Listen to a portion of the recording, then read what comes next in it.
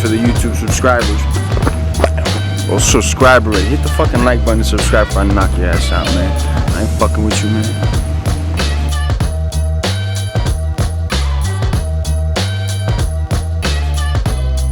UFC Vegas 50 back at the Apex, and we have a sneaky good card, guys. Fun card this weekend. 6 fights on the main card I'll be going over, providing breakdowns, free picks, leans, maybe tell you guys what to avoid and stay away from, or at least what I'm staying away from this weekend. The run continues, guys. The run continues. 4-1 UFC card, UFC 272 pay-per-view card on the Covington side by decision. I expected exactly what happened. Even in my breakdown for you guys, I mentioned he's just going to control him with the wrestling, and that's what he did. It's just a big level of difference in the wrestling department. Not the most exciting fight. It was exciting when Jorge caught him with the one shot, but Covington's just very well conditioned. He can take shots. He showed you in the Usman fights that he can take shots, so Jorge was never really a threat to finish him or to knock him out. But impressive by Covington, the wrestling, and just exactly what happened in training happened in the fight. We were on the decision. We got it at, I think it was about even money, maybe minus 105 if I recall. So that's the play here, right? You got to be able to find and able to adapt to outcomes to avoid paying that big price. I did have him in a 2-fight parlay as well. TKO, I think, was somewhat maybe in the conversation. I would say maybe, 4th, 5th round. But Jorge did well on the ground to avoid, ground and pound situations or any possible submission attempts. He tried a couple chokes. Covington tried a couple chokes, but wasn't able to get there. A couple other winners from the card. Marina Rodriguez by decision. That was a nice hit at even money. Umar Nurmagomedov, the cousin, of course, of B, plus 130 by finish. Tons of value there against Kelleher, who's been submitted or finished at least 7 times in his career, and he's facing much higher competition than he's used to. I think Omar's the real deal. I think Khabib has another guy on his tree of guys, and I think he's going to be a star. He's going to be a star in the division. My favorite play of the weekend, though, was Marina Moroz. Plus 170 ticket. She did it for her country, and that was the write-up to my clients. The write-up to my clients involved, obviously, she's fighting for Ukraine, but also that she's a much better wrestler and grappler, and it showed. It was very easy. It was a very easy win. I wish I went heavier on the units on that one, but very nice win from her. I was able to actually speak to her quickly, just sent her a message. She said thank you. So I was able to get a hold of her on, she also reposts my story on her Instagram. So that was huge. And there was some bad blood between them. Didn't look like it was that much after the fight, but Moroz has been talking shit in interviews. So definitely a nice hit there. The only loss was it could have been an easy 5-0 UFC 272. The only loss was the co-main event not to go the distance, and then we just seen the toughness out of Moicano. Unbelievable toughness. The ref could have stopped the fight. The doctors could have stopped the fight in the 3rd, 4th, 5th round, and we would have cashed on that. But Moicano just showed his toughness in that fight, and he wasn't allowing anyone to stop it. And I think it was a good call they didn't stop it, because he came out and showed that he was ready. He probably had his best round in round 5. So tons of toughness from him. I do think Phil was the right play. It looks like Dos Santos kind of held back later in that fight, didn't go for it. So that was the only loss on the card. Weekly update. Let's get into the weekly update for you guys. UFC 20-3 run currently, guys. That's 87% all fights. 76-39, 66% long term. It'll be tough to find this in the market, guys. This will be tough to find in the market. And just under 50 units in the prop market. PGA, first down week in the PGA after 5 profitable weeks in the PGA. Weather and course played very tough, and it caught my bets. We had a couple winners to limit the damage. We had a Corey Connors winner, top Canadian, plus 160. And we had a Decky, top 20, plus 125. But wasn't enough. Reason mainly, I had Rory, top 10 as a best bet. And it looked like that bet was cruising until Sunday. He was cruising in the top 10 all weekend. He was first after the first round and then fell to 13th. So that's a tough beat there. One stroke off from hitting that bet. We're back at it this weekend with a big card. No best bets pending though. NBA rolling in the NBA, guys. Rolling in the NBA on somewhat lower volume. We hit another nice winner with Denver last night. 67% on the year, guys. 67% on the year. Just under 15 units. NHL, 65%. 65%. Even lower volume than the NBA. Tough sport to bet due to high prices on a day-to-day basis, in my opinion. We did hit on Vancouver in a two-team parlay. Good spot for Vancouver at home. But you can't pay minus 220 in an NHL game. It's wild. What do you do? You find another game that you like to parlay it with. And I found Denver, and what did I get? Plus 111. Plus 111 on that. NHL is very tough to bet anything over minus 130. Maybe minus 150 I would bet it, but I rarely do that. Minus 120, NHL is minus 130 is the most that I bet in the NHL.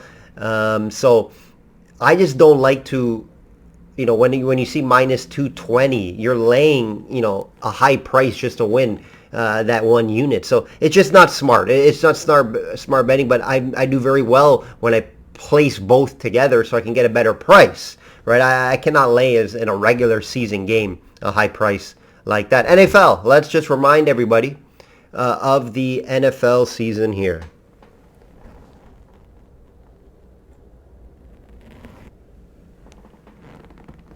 Let's hear from my friend Meredith. Guys, Meredith Gorman here, and are you still not subscribed to Matt's channel? Well, if you're not, hit the subscribe button because he's giving out free picks each and every week. Hope you have a good rest of your day.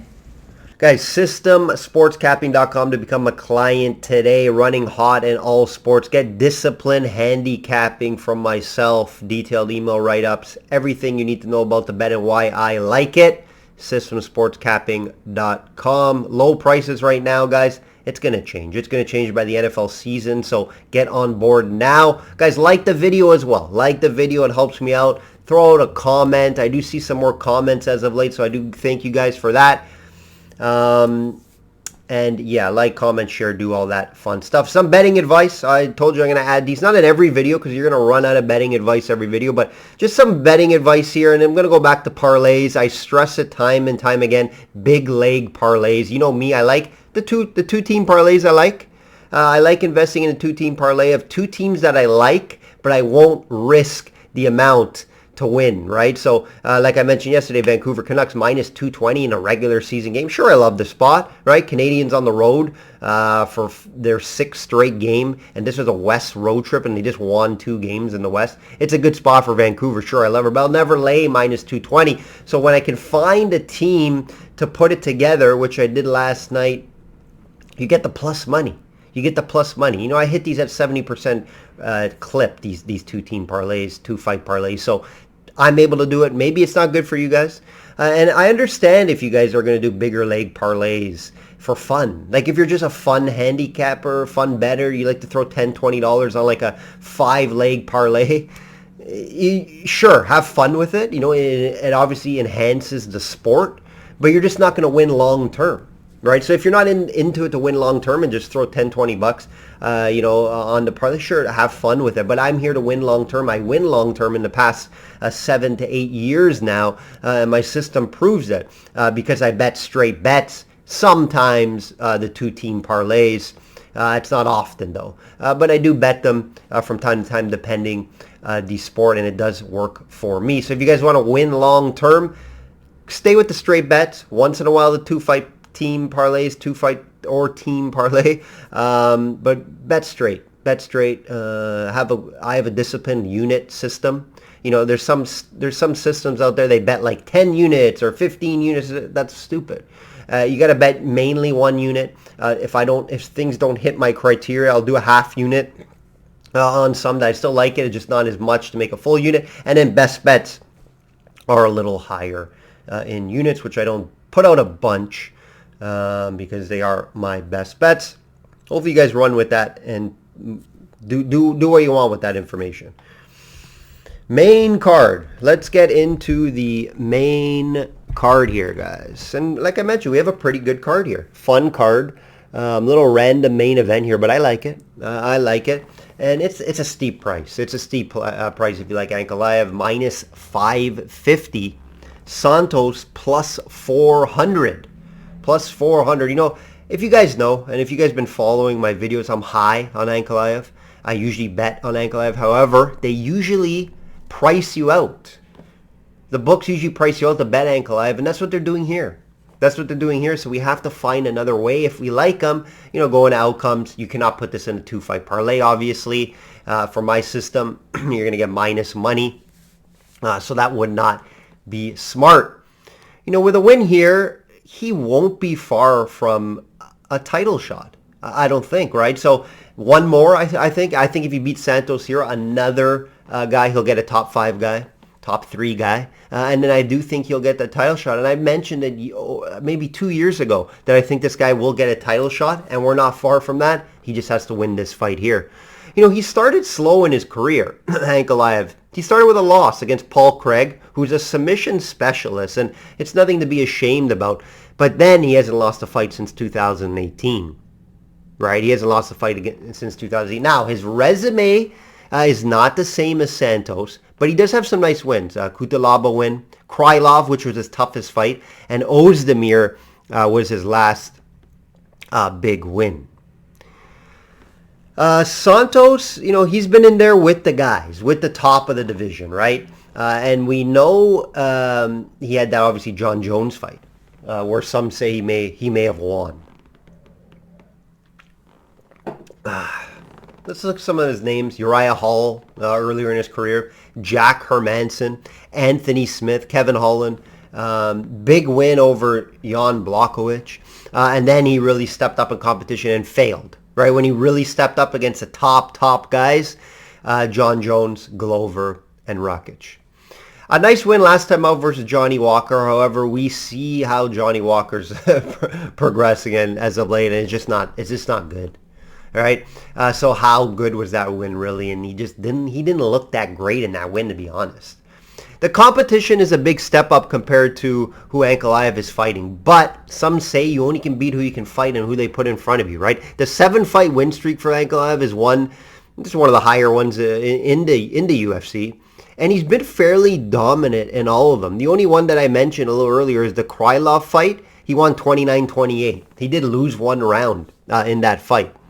But he did still win unanimous decision. This is a 5-round fight, which Ankalaev has never been in. Keep in mind, we have seen Santos fight in multiple 5 rounds going the distance, and he's won one in those. The story of Santos is his low volume but heavy strikes, and he doesn't really mix anything up. He's more of a kickboxer, Muay Thai style fighter. He doesn't wrestle, he doesn't grapple. So he's just standing with low volume looking for a big shot, right? That's what he does. Ankalaev is much more well-rounded. He can wrestle a little bit. He averages just over a takedown per fight. Is he going to go to the wrestling? Is very, Santos not going to be an easy guy to take down. Santos will be the bigger guy, the stronger guy in my opinion. But I expect Ankalaev to mix it up. Some grappling, some wrestling, try to get this fight to the ground. But even on the feet, I think, I lean maybe Santos. I think it's very similar on the feet. Obviously, Santos, the only thing he has is, I think, the power, right? Santos does have the power. Sure, could he connect with a big shot? Maybe. But from what I've seen from Santos after the injury, it's just very sluggish, slower fighter. And he just looks for that power, and his volume is low. So I think Ankalaev wins this fight. I do think he wins the fight. The question is, does he finish Santos, right? That's the big question here. Ankalaev does have power, but he is more conservative when he fights. He does like to mix in some grappling and takedowns. But, his last 2 fights have been decision. Last 2 fights have been decision wins, so keep that in mind. This is 5 rounds. So because it's 5 rounds, I would lean for Ankalaev to finish it at some point. But we have seen Santos not have cardio issues going later into the fight, so keep that in mind. But yeah, I do like Ankalaev to win the fight. It's the price is telling you that as well. I cannot put in a 2-fight parlay. If I had to bet this fight, I haven't as of yet for clients, but it's going to be Ankalaev to finish the fight at some point. But I wouldn't be surprised if it's a 5-round. Ankalaev wins. He wins 4-1 on the judges' scorecards, maybe 5-0. It wouldn't totally surprise me. We have seen Santos obviously finished in his career before. So yeah, that's going to be a play. Ankalaev wins this fight. I do think it could go all 5 rounds, but if I had to pick an outcome here, it'd be Ankalaev to finish the fight. You get that plus money, plus 110, plus 120, depending where you're shopping. Co-main is an interesting one. It should be a fun fight. It should be a slugfest type of fight. Moraes plus 200 versus Yadong. Song Yadong minus 240. Price looks a little high for me. This should be Yadong's toughest test. I do think it's his toughest test yet. And you're getting Moraes, obviously, with, is his job on the line in this fight? It could be. The only thing I'm not allowing me to pull the trigger as of right now as a client play on Moraes due to the value. This is strictly a value play at plus 200. Is the 3-fight losing streak and his chin. His chin has really concerned me in these last 3 fights. Now, he almost finished Merab, if you remember that. He almost finished Merab, and Merab just came out of nowhere with some extra energy and extra push, and he was able to finish that fight. And what did he do again? TKO finish. He hurt Moraes. And his chin is very concerning for me. And, Yadong does have some power. He does have some good striking. They're very similar, I think. Very similar fighters. It'd be interesting to see if Moraes tries to get to the ground. But the 3 KOs in the last 3 losses and 4 out of his last 5 fights is very concerning for me. That's ugly. And Moraes, in my opinion, needs to win this fight to stay on the roster, maybe. He even said it in his interview this week. So, maybe if he has a good showing, it goes 3 rounds and he loses in a close decision, maybe he can stay on the roster. But yeah, if he gets knocked out in this fight, I say he's off the roster here. Now let's look at some of the guys that finished him. You got to keep this in mind, right? It's a big difference in Yadong. Henry Cejudo, there's a little further back. Corey Sandhagen, Rob Font, and then Merab. Right? The Merab maybe is a little more concerning on how he finished him, and he was able to stand and bang with him. It's not like he just wrestled the whole fight. He stood with him. I thought it would be more of a wrestling style fight, and Merab, wins that way, but he was able to hurt him on the feet.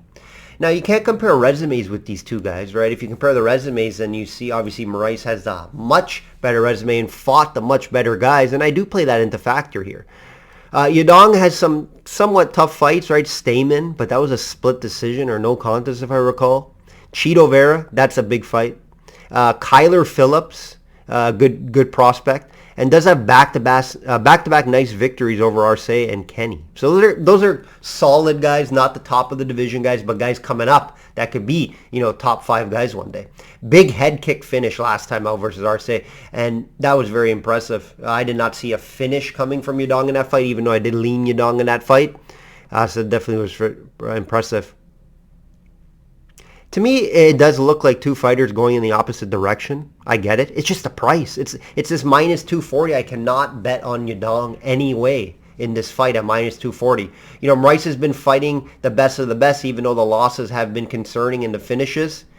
I just can't get to any of this number. It would be a small unit play on Moraes plus 200 if I had to bet this fight, gun to my head. It probably won't make my card just because, like I mentioned, the concerns I have with Moraes. So this fight won't make my card. This is a fight where I would say, guys, maybe stay away just because of the line, just because of the price, and Moraes is back against the wall in a must-win fight.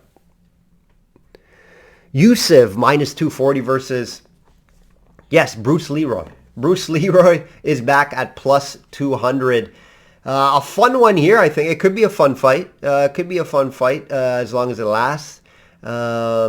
Price is, I think, about right. I think the price is about right. Yusuf should be the favorite in this one. He was cruising with 4 wins in the UFC and a couple nice wins over Benitez and Fili. Those are solid wins. But then ran into a very good Arnold Allen, who's very good. And I do think he's about to beat Dan Hooker in a big fight coming up. watch out for Arnold Allen. I wouldn't be surprised if he's in the top 5 very soon. Yusuf gets a step down in competition, and a fight that was, I think, just given to him, in my opinion, to get back on track. Even though I'm not that Bruce Leroy, I'm not gonna downgrade some of his wins as of late and his experience, right? It's just a fight. The level of competition hasn't been great, right? It hasn't been great, and let's not forget the 12 losses in his career, right? 8 of them has been stoppages.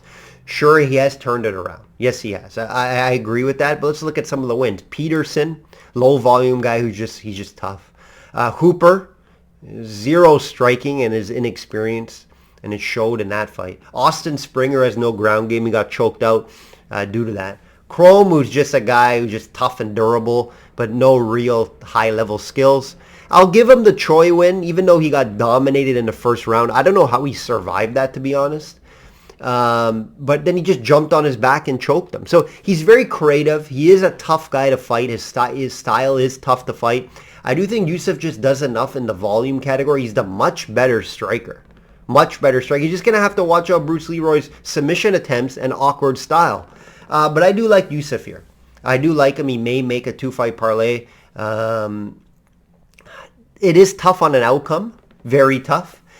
Bruce Leroy did show a nice chin in that Choi fight. I don't think Yusuf's going to get any submissions or anything. It could be a Yusuf by decision, dominant decision fight where he wins all 3 rounds on the feet. Can Bruce Leroy get to the ground? Possible. We've seen Yusuf get brought down before. So I do think Bruce Leroy may look for that, but it's not like he's overpowering or Yusuf's going to get up if this fight gets to the ground. So I like Yusuf here. The price isn't attractive to bet straight up, but it could make my 2-fight parlay. Maybe also an outcome on decision. Roundtree Jr. plus 110 versus Roberson minus 130. I have this more of a pick'em. I can never lay minus 130 or any time Roberson is a favorite. It won't make my betting card. But this should be a fun striking battle with 2 guys who throw heavy, like the kickbox. I don't see any takedowns, with these 2. And that's Roberson's kryptonite, right? He gets taken down and he gets submitted. Roundtree's not going to do that. He's going to stand and bang. So I'm excited actually for this fight. Do I see it going 3 rounds? Probably not. But it could be more of a guys playing distance, trying to play for points, using some leg kicks, avoiding a big strike. I wouldn't be totally surprised if it goes 3 rounds. It's not a fight I'll be betting, guys. It would have to be value with Roundtree or nothing. But both guys need a win here. Roberson back-to-back losses, but against very tough opponents, right? If you look at the last 2 fights, it's Vettori and Allen, and both those guys just wrestled, right? So, yeah, it's not a fight I'm going to be betting. It would have to be lean Roundtree due to the price. But Roberson's back against the wall. He needs a win here. I think the striking is fairly even, maybe lean a little bit of Roundtree. Maybe Roberson will try to get and make it ugly, grapple a bit on the cage. But it's a very tough fight to handicap. I'm not going to be betting this fight. I suggest guys to stay away from this one. Dober minus 170 versus McKinney plus 145. I'm very interested in this fight. Very interested in the fight. Not from a betting standpoint, just to see what if McKee is for real. He's been looking good, guys. He's been looking good, but he does have a few things, against him in this one. And obviously one is the short notice. He's taking this on short notice after a few weeks ago. Very nice, impressive sub-victory over Ziem, who is totally outclassed on the ground and in the wrestling department. McKinney's very good wrestler, but added striking. He's added striking to his arsenal. And, he's been talking about getting a title shot in a year and stuff like that. Very confident guy and seems to be fairly well-rounded. Dober, on the other hand, it's a big step up, again, to fight Dober, in my opinion. He's a vet. He's fought very tough guys. Remember, he just fought Riddell. He did lose that fight in a fun fight. And then Islam. He has fought Islam, and he made it to the 3rd round, which was kind of impressive. That is very impressive. He does have some good wins, though. Hasparas, Alexander Hernandez. A couple nice fights under his belt. He's fairly well-rounded, Dober. He has at times been shown that he can get taken down. So that's right. That could be McKenny's path. McKenny will be the better wrestler here. But Dober has been able to get up in some cases. I do think he is working on that. McKenny will have to try to get this fight to the ground. I do think Dober's the better striker. So if Dober could keep this on the feet, he probably would win this fight, maybe by decision. However, can McKenny use his wrestling to keep it down? That's going to be the question here. That's why I'm excited to see. That's why it's not going to have my investment. McKenny, the short notice worries me. If this wasn't short notice, McKenny probably be plus 120 here. Some people are betting McKenny. I just need to see more from him. Dober's a strong guy. I don't know if McKenny just going to be able to get him down, control him there, and find a submission. We'll see, though, right? Is McKenny the real deal? We'll find out after this fight. I'm excited for it. Alex Pereira minus 175 versus Silva plus 150. This is another fun fight, guys. We got a lot of fun fights on this card. I'm excited for it. Maybe not the best card from a betting standpoint, but we do have to find some outcome value. This is just going to be a kickboxing fight, right? It should be just a straight kickboxing fight. Maybe Silva will understand. Maybe I don't want to try to bang with him and try to get it to the ground like Michailidis did in his last fight, but then Pierre was able to keep him on the fight and find a crazy finish, flying knee. Now, Silva likes to bang too, right? A lot of his fights are finishes. He is a good striker. He does have power, but this fight should be 3 rounds. Personally, that should be on the feet, a kickboxing style fight, which favors Pereira, right? If Silva does change it up, I can't tell you what his game plan is going to be. But what I've seen in the past in his fights, he has no takedowns in the UFC, guys. He likes to stand and bang. He likes to make it a fun fight, and he's been successful doing it.